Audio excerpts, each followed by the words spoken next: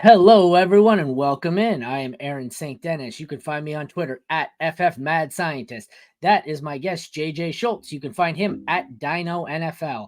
And welcome to the Mad Science Lab podcast, brought to you by Fantasy Football Universe and now hosted on the Fantasy Football Advice Network.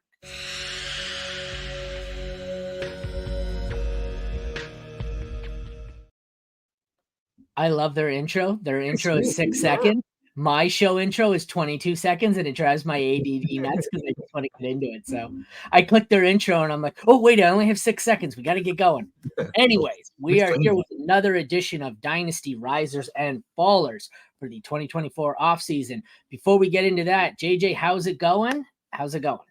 It's good, man. I've finally recovered from the sting of my Cowboys let me down in the playoffs a few weeks ago, and I'm ready to turn the page and get into 2024. So overall, pretty good. Not to embarrass you on air, but do you get called out? I got called out nonstop from my background.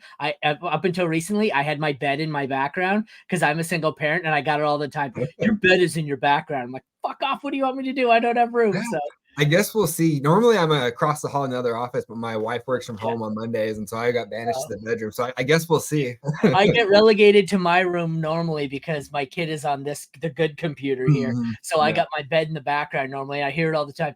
Dude, you're broadcasting in your bedroom. Well, what do you want me to do? I'm a single. I don't have a mansion. I was just kind of happy you're the first other person I've seen do it. So I'm like, solidarity, man. Score. All right. Before we get into it, would you like to tell everyone what you do, where you do it, where we can find you? Yeah. So most of my work you can find retweeted out through Twitter here at Dino NFL. I do Dynasty content for Fantasy Six Pack.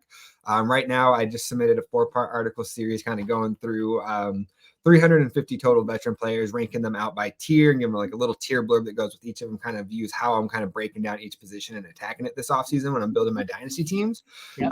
So every Monday I do a show on YouTube, Dino Six Pack Podcast. You can subscribe to that on here, just to the main Fantasy Six Pack YouTube page. And yeah, everything's through there basically. But if you follow me on Twitter, I'll funnel everything I do through there. Perhaps the most important thing before we start, stand up just a little. You have an Expo shirt on. I knew it. I have that shirt. You have a 23 Expo shirt on.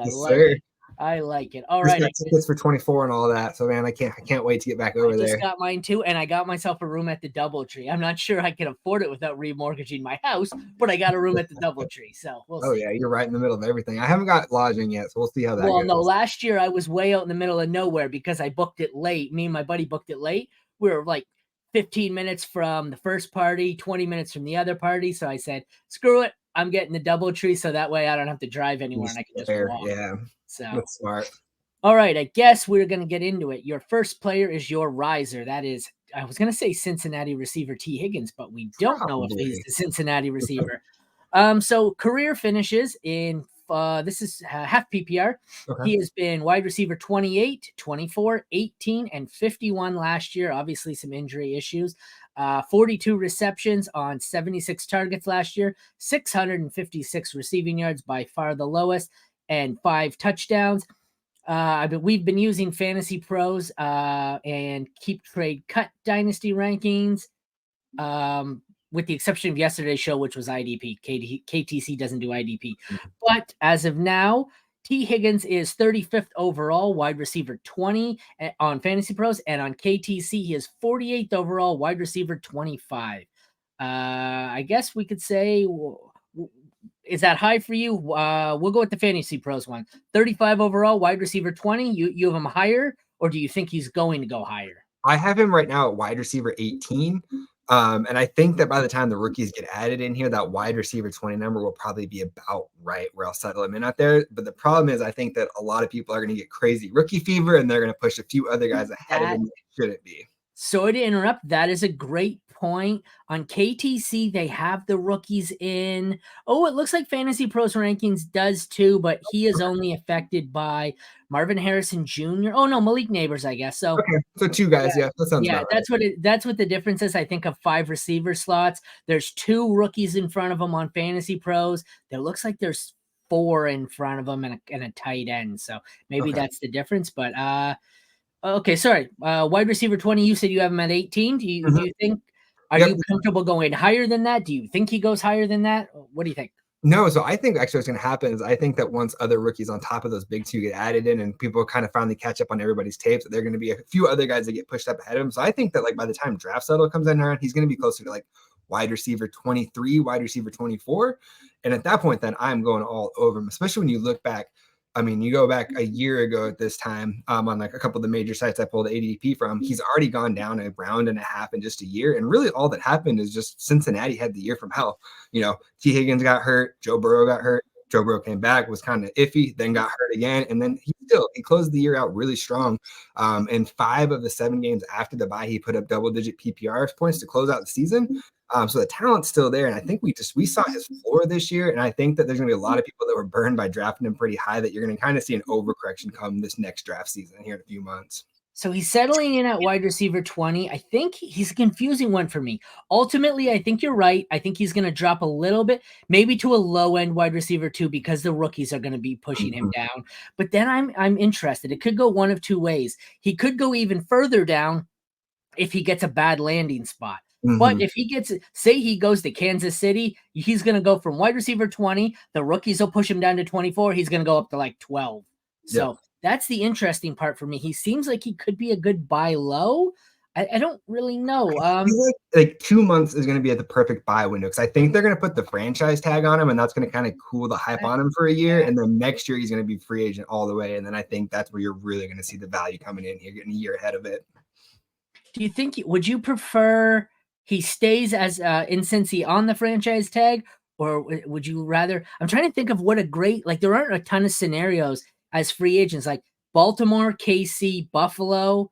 Tennessee's one I've heard a lot because Callahan going over there from Cincinnati. I don't love Will Levis, but same. I'm not huge on that landing spot. But that's one that I've kind of heard floated around. Yeah, I think you're right, though. I think the franchise tag and staying in Cincy might be best for his value because outside of those 3 teams that are at the end of round 1 that we always say are going to take a receiver, I can't think of like he would look real nice as a 1-2 with Amon-Ra St. Brown in Detroit, but I can't see Detroit would have to give up a whole lot of capital, and they need to start with an edge rusher or a corner or both, and I can't see them doing that for I can't see them doing that. There, they can kind of get away with the weaker wide receiver 2, and this Laporta is basically their second option or their first option.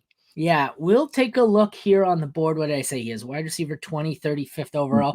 Okay, so Fantasy Pros has him at the beginning of their 5th tier of players. We'll start with the 5 above him, and you tell me if you take him over any of these 5. They are DJ Moore, DK Metcalf, Josh Allen. This is single QB. Josh Allen, James Cook, or Nico Collins. Are you taking him over any of those 5? Below those 5? So let's see here. So T. Higgins, let me get my ranks pulled up. So, okay. So 2 spots or 3 spots behind him, I got DK Metcalf. So actually, so most of those guys, Nico Collins, DK Metcalf, I have those guys in the tier right below him, like 3 to 5 spots behind him in my ranks. So a little bit ahead of those. Who were some of the other guys you said? Well, the tier directly above him, according to Fantasy Pros, is DJ Moore, Metcalf, James Cook, Josh Allen, Nico Collins. So quarterback or running back, and then the 3 receivers. So yeah, I'll take DJ Moore over him. But the other ones, that sounds about the right tier, I would say overall. See, I think it's interesting.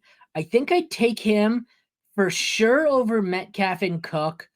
Definitely. For sure over Josh Allen in single QB. Oh yeah, single QB, yeah. I think I take him over all of them. The closest one, I don't think Nico should be up this high. I like Nico, but I think Dell's the one. That's just me personally. I think I take him over all of them. The closest one for me is DJ Moore, and I still feel like I'd have, when I finish my rankings, like when I really get into them, I don't do hardcore set rankings until after the NFL draft. I think unless Higgins gets a terrible free agent landing spot, he'll be a couple of spots ahead of DJ Moore. Oh, interesting. Okay. I actually have DJ Moore, like, I think he's, well, let's see, wide receiver 11 for me overall. So I'm kind of in on DJ Moore this year. Well, DJ Moore could also be a big swing here because we don't know who his quarterback is. Could be Fields, could be Caleb Williams. I don't know if I want either scenario. I'm not hugely fond of Fields. I don't really know if I want a rookie quarterback any more than I want Fields. I think Higgins seems safer unless he goes somewhere that I don't like. As far as the guys below him, just below him, we have Rashee Rice, Drake London, Isaiah Pacheco, Flowers, and Patrick Mahomes. You taking any of those guys over T. Higgins? So I have Zay Flowers, Rashi Rice, and Drake London in the same tier, but ahead of him. So that's actually the exact range of guys that I'm kind of valuing him in. I see. I feel like I'm a lot higher on T. Higgins here because I'm low on Drake London. I'm not playing this game of every year. He could be a breakout if he has a better quarterback. Well, Yeah. show me a better quarterback and that'll boost him in my rankings. Until then, no. Absolutely. I agree with that. Yeah. Pacheco, I think, is just an RB2. He's just a consistent RB2. I like Flowers and I like Rice, but I feel like we're sitting here going, Rice and Flowers could be awesome. They could be anything. They could even be T. Higgins. Like T. Higgins is showing a pretty damn elite ceiling. I know he's not what he used to be, but I mean, he's only had this one bad year. I mean, he had like 908 yards as a rookie. The whole team had a bad year. It was just the year from hell. Everything went wrong there. Exactly. I think despite or barring something really catastrophic for him in free agency, I think I'm going to be higher on T. Higgins than most. I'm with you there. You might even be higher than me, though, it sounds like, but I'm with you there. Yeah. I think that's the right move overall. All right. Next up, we have your faller, which is Jacksonville wide receiver Calvin Ridley. In his time, it's interesting. He's been wide receiver 22, 27, and 5 in Atlanta. Then he had 102. That's the year he got hurt. Sat out a year for gambling, was wide receiver 18 last year in his first year in Jacksonville. 76 targets on 76 receptions on 136 targets, which is an insanely low catch rate. 1,016 yards, 8 touchdowns. He is currently 87th overall, wide receiver 40 on Fantasy Pros, 123 overall, wide receiver 50 on, Keep Trade Cut. So I think that's interesting there because I typically take Fantasy Pros ECR to be what they say, the experts, the sharps. Whereas KTC, I don't like using because I assume it's what the general public feels. So it looks like the general public is insanely low on him. So they have him as wide receiver 50. Fantasy Pros has wide receiver 40. Where do you think you have him? Do you have him midway between those? Exactly in the middle at wide receiver 45, actually. So I'm surprised that KTC is lower on him than I am because I feel like I've been kind of one of the low guys on Ridley since he came back. I'm the lowest since he came back to Jacksonville after the suspension. There's no one lower on him than me. Same. I have 0% rostership across all my leagues. Me as well. Yeah, I mean, and you look at what he did last year, like the overall numbers, they look okay. 1,000 yards, 8 touchdowns. But I mean, it was super, super up and down. Like he had 5 games last year. We had over 90 yards, which is good. That's a solid year. But then he had 9 under 50 yards. So if he wasn't winning you weeks, he was basically losing you weeks. There was not a lot of in between with him. That's just a real hard guy to build your team around if you're counting on him to start every single week. Yeah, and a lot of the good games came with Christian Kirk out. That's the other thing. Yes, Kirk was out playing him to start the year until he got hurt. I definitely think he's a faller and will probably continue to fall as the rookies get in. Having said that, I know last year I owned 0% of him. This year, I feel like I'm going to have a little bit more because last year going into draft season, he was wide receiver 14 to 16. He was up in like round 3 and started out. It was crazy. At wide receiver 14 to 16, I have 0 shares. At wide receiver 45 to 50, I may sprinkle in some shares here and there because okay, here's the list. The list of guys above him, the 5 above him, I think I prefer over him, but it's close. Deontay Johnson, Aaron Jones, George Kittle, Zach Charbonnet, Nick Chubb. Okay, so I definitely would rather Charbonnet. Kittle, if I need a tight end, I'd rather Deontay. I think I'd rather Deontay. Aaron Jones is older, but still a running back. Nick Chubb scares me. He's the one where I really don't know if I want him, but what do you think? What do you think of those 5 guys? Deontay, Jones, Kittle, Charbonnet, Chubb. Do you think you take them over all of them? I'll probably go Ridley over Chubb just because being that age off of that, just his 3rd major knee injury, it kind of, I'm a Dogs fan in college, but it makes me a little nervous on Chubb, just how he's going to come back from this. If there's one guy you're telling me comes back superhuman, he's the guy. But I'll take Ridley over him. The rest of them, I think I'll go the other way though. Like Christian Kirk, Deontay Johnson, I have them at the top of the tier that I have with Calvin Ridley, but Calvin Ridley is bringing up the bottom of the tier for me, right behind Jahan Dotson, Chris Godwin, DeAndre Hopkins. That's pretty similar to how I feel. The guys below him, I think I'd rather take him over all of them, but it's tough. I guess this one depends on which position you need deep in the draft. Like David Njoku's right below him. I don't really think give me Njoku by a lot. I would, especially if it's a tight end premium, definitely give me David. Yeah. If it's a tight end premium, but It's circumstantial. If you've drafted a tight end, you don't need him. But the one for me, the two receivers after him. So we've got Njoku, we've got Caleb Williams and Murray. That's all circumstantial. That's going to be format dependent what you've drafted. So I can't really comment there. But the two receivers are Christian Watson and Josh Downs. I think I'd rather have Ridley. Interesting. I have both Watson and Downs a tier up above them. They're in like my 6th tier where I do have Calvin Ridley down in 7. So I'm not huge on either of them. I was never in on Watson, and he kind of just confirmed what I thought last year. Nervous. It's just that upside of when he is healthy, man. Like he's that guy that needs 2 catches and he has 120 yards and a score. Like it's the problem now is I think he's the 3rd best receiver on his own team now is the problem. Yeah. I don't know. That one scares me. But so you said you'd take both Watson and Downs over him? Yeah, I have Downs up at 20, wide receiver 29. So I'm really in on this Colts offense in year 2 with Shane Steichen. Anthony Richardson hopefully coming back a year healthy. Jonathan Taylor not having all this weird contract nonsense in the offseason coming in on not on the pup. Hopefully, I'm a buyer. Pretty much the entire Colts offense. I'm finding I'm coming a little bit higher than consensus on. This seems like I'm looking at the rankings here, and this seems like a real no man's land by the time we get down here for receivers. Like you've got Ridley, Watson, Downs, Hollywood Brown. And I have Hollywood in the same tier as Ridley. I think that's about the right area for him. Sutton, Dotson, like it's not a great spot. It's a spot where I hope I'm not coming over. Like if I need a receiver there, I may end up with some shares of Ridley because I don't hate him, but I don't love anyone else in this range. So I like Downs. I don't think he's anything more than maybe the 2 there. So that one kind of concerns me. All right. Before we get out of here, you want to plug yourself again? Tell everyone where we can find you. Yeah. All my work, all my Dynasty stuff is going to be up on Fantasy Six Pack. But drop me a follow on Twitter here at Dino NFL. And pretty much everything I do, or most of the good stuff we do on our site, Dynasty related, I retweet it all out through there. So give me a follow there. And yeah. All right. Well, that concludes this episode of Dynasty Risers and Fallers with my guest, JJ Schultz.